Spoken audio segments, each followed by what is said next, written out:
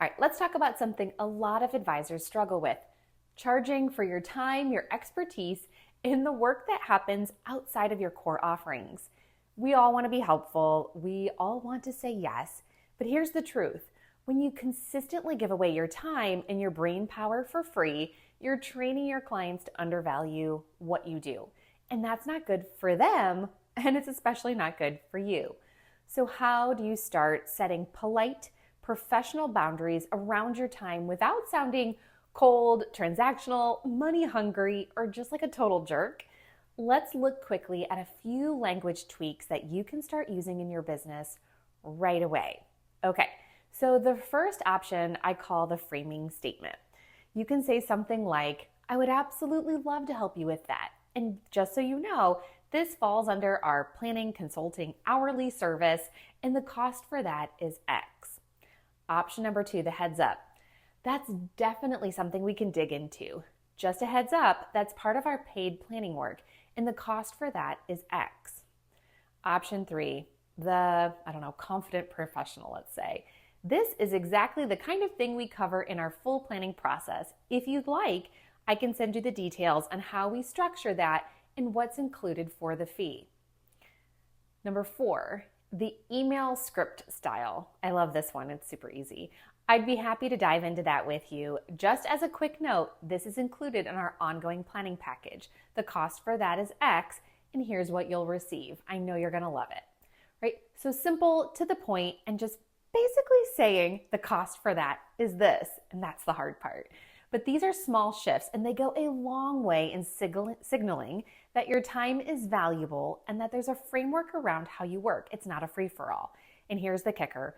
When you present it calmly, clearly, and kindly, most clients respect it. In fact, they often feel more confident in your process because you're showing that you run a real business with real structure.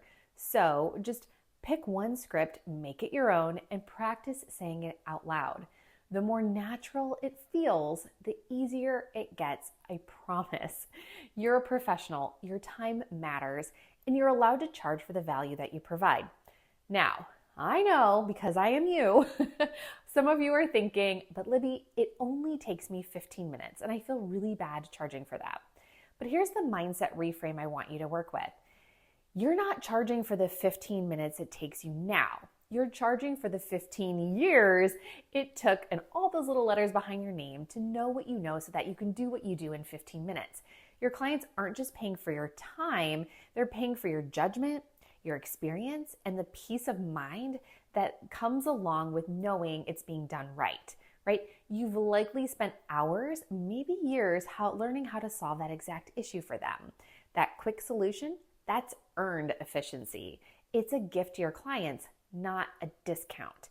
And when you give away that advice for free too often, you're not just undervaluing your expertise, you're unintentionally training your clients that it's not worth anything at all. So repeat after me. Quick does not mean cheap. Efficient does not mean free.